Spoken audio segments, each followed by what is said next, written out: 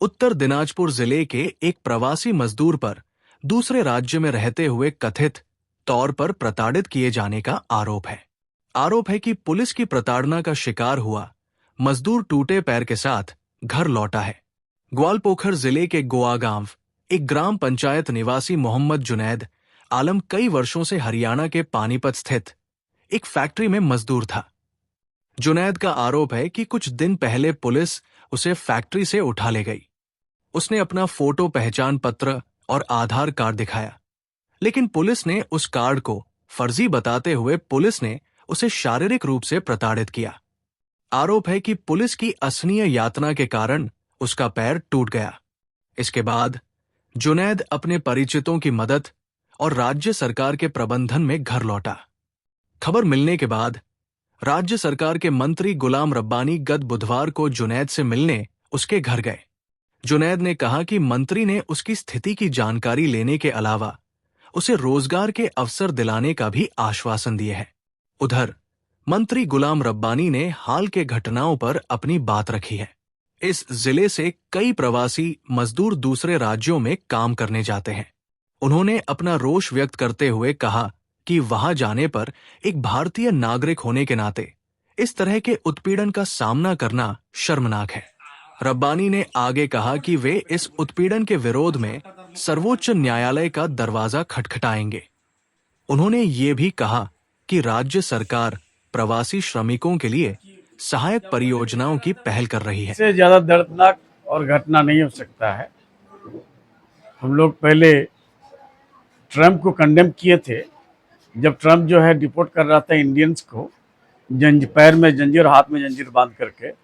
आज हमारे देश में हमारी पुलिस अगर हमारे सिटीजन को इस तरह से मारे, इससे और घटिया बात नहीं हो सकती, इससे बड़ा जो है दर्द नहीं हो सकता है। सिर्फ ये कहलाने के लिए उसको मार रहा था कि तुम बांग्लादेशी बोलो कि तो हम बांग्लादेशी हैं। जब वो बांग्लादेशी है नहीं, कैसे बोलेगा बांग्लादेशी हम? एक बार नहीं 3 बार मारा है। ऐसे उलट करके एक 80 केजी आदमी 90 केजी आदमी का कमर में बैठ गया है। अब पैर सब जो है बांध दिया है, हाथ सब बांध दिया है, खूब मार रहा है। वो बोल भाई बांग्लादेशी होंगे तब ना वो बोलेंगे। वो इंडियन है, इस गांव का है, गदरीगंज गांव का है। ये गोवा गांव 2 हमारा ग्राम पंचायत है, हमारा विधानसभा। मैं गुलाम रब्बानी हूँ, यहाँ के लोगों ने हमको एमएलए बनाया, दीदी ने हमको मिनिस्टर बनाई है। हम मिनिस्टर इंचार्ज हैं। आप एनआरडीएस का हम यहाँ देखने के लिए आए हैं। इनको देखने के बाद एहसास हो रहा है कि इंसानियत खत्म हो रही है शायद, जहां जहां बीजेपी रूल स्टेट है। और ये इंसानियत पर बहुत बड़ा सवालिया निशान है, डेमोक्रेसी पर बहुत बड़ा सवालिया निशान है, हिंदुस्तान की आज़ादी पर बहुत बड़ा। ये तो अंग्रेज भी इस तरह से नहीं करते थे जिस तरह से ये लोग कर रहे हैं। मुझे शर्म आ रही है कि ये हरियाणा गवर्नमेंट पर, कर्नल पुलिस पर, उसके बाद कर्नल जिला के पुलिस पर, और मुझे हैरत है वहाँ के थाना पर। तो थाना के लोग जो है कैसे इस तरह से मार सकता है? उसके बाद फिर उसको उठाता है, उठाने के बाद फिर इसमें मुंह में पानी डालता है, और उस वक्त जो है वो सांस उसका बंद हो जाती है, सिर्फ ये बात कहलाने के लिए कि तुम बोलो कि हम बांग्लादेशी हैं। बांग्ला बोलने से अगर बांग्लादेशी हो जाए तो बांग्ला तो बांग्लादेशी बोलता है, इंडिया में बोलता है, वेस्ट बंगाल में, आसाम में सेकंड लैंग्वेज है, सेकंड लार्जेस्ट लैंग्वेज है, त्रिपुरा में फर्स्ट लैंग्वेज है। तो बांग्ला से इतना क्यों चीर? और सेकंड लार्जेस्ट 28 करोड़ आदमी जो है बांग्ला बोलता है, सेकंड लार्जेस्ट जो बांग्ला है। मुझे इस बात से हैरानी हो रही है कि पुलिस कहां तक नीचे जा सकती है।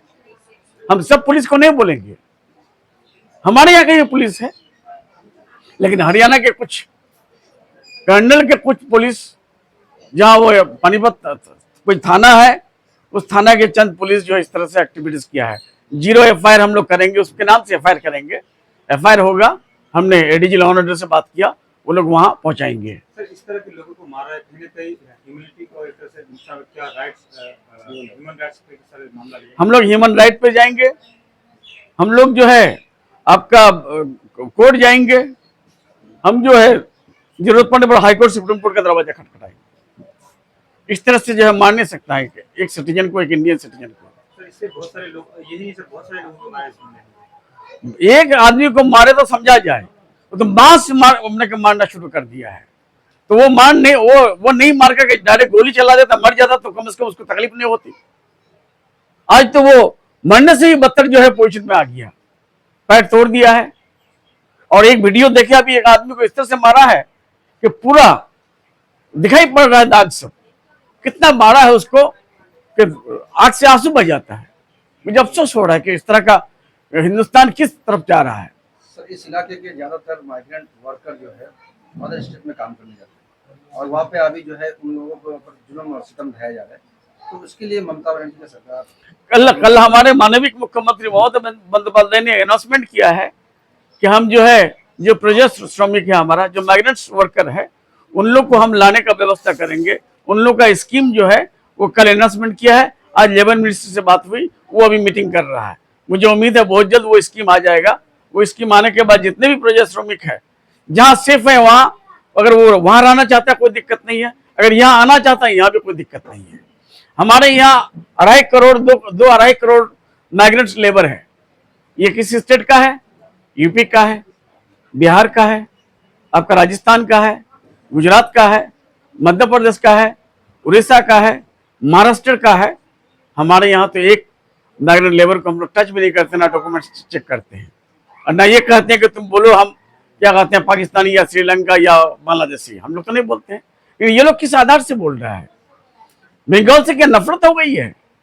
बंगाल क्या हिंदुस्तान से बाहर है क्या? बंगाली जो है हिंदुस्तान की आजादी नहीं लड़ा था। पहला आजादी का लड़ाई जो है बंगाल से हुआ है 1757 में, जब प्लासी की जंग हुआ था।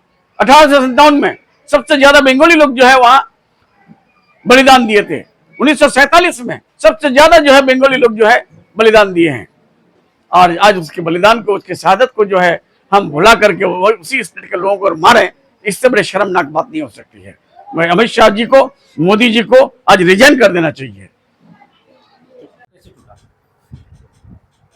हरियाणा में था और मैं वहाँ पे फैक्ट्री में काम कर रहा था। कहाँ पर? हरियाणा में? हरियाणा में 29 सेक्टर पार्ट 2 में, 29 सेक्टर पार्ट 2 में कहाँ? किस जगह काम का कर, नाम? पानीपत हरियाणा। वहाँ पे काम कर रहा था, तो वहाँ का पुलिस मेरे को उठा के लेके गया। तो वहाँ पे ले जाके, फैक्ट्री से उठा के ले गया? हाँ फैक्ट्री से लेके गया था। क्या बोल के ले गया? फैक्ट्री से लेके बोल के गया कि तुम्हारा मतलब आधार कार्ड तो वेरीफाई करेंगे। तो आधार कार्ड दिए, फिर उसके बाद बोला कि चलो तुम, फिर लेके गया और वहाँ पे बोला कि आधार कार्ड तुम्हारा गलत है। अच्छा। मैं बोला नहीं भाई सही है, यही आधार कार्ड है। बोला कि फालतू नहीं बोलना, तुम बांग्लादेशी हो। बस यही बोल के बस मारना शुरू किया।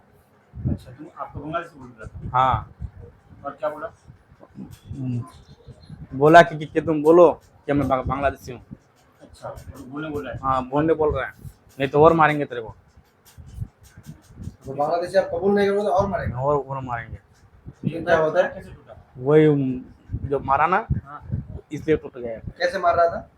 यहाँ पे बस। मारा, ये से मारा था। इधर किस चीज से मारा था वो? डंडा था, अच्छा। ये से मोटा मोटा डंडा था, उससे मार रहा था। लटका के मारा था क्या? नहीं, उठा के लेटा के मारा था। झटका करके मारा। हाँ लेटा करके, हाथ पैर में? हाँ हाथ बांध के, हाथ बांध के? हाँ हाथ पैर दोनों बांध फिर के। आपको प्रोविजन छोड़ दिया था? नहीं, हमारा लोग गया था, मैं जिस फैक्ट्री में काम कर रहा था, वहाँ का जो मालिक है वो किसी को भेजा था, फिर हमें वहाँ से लेके आए। और उसके बाद वहाँ से ले गया। हाँ, घर कब आए? घर आए कल। ये बैंडेज यहीं पे किए थे? हाँ बिंदु वहाँ थे। क्या नाम आपका? MD जुनेद आलम। आप जाइएगा फिर पैर छूटने के बाद? अभी जाने का इरादा नहीं है। बंगाल में कहाँ गए? आए? बंगाल में कहाँ? घर कहाँ है आपका? यहाँ प्रॉपर? घर है सोलपारा। अच्छा, अभी आपका वो यहाँ पे जो MLA साहब हैं, विधायक मंत्री साहब, हाँ मंत्री साहब आए थे, वो बोला कि जो शांति से आराम से, यहाँ कोई दिक्कत नहीं है। बाकी हम लोग हैं यहाँ पे, ममता बनर्जी है, बाकी आप लोगों को कोई दिक्कत नहीं होगा, ये बोला मंत्री साहब ने बोल के गया। रोजगार के लिए क्या है? रोजगार के लिए बोला कि हमारे यहाँ भी होगा, रोजगार होगा। यहाँ पे रोजगार का व्यवस्था कर देंगे। हाँ, रोजगार का व्यवस्था करेगा, ये बोला।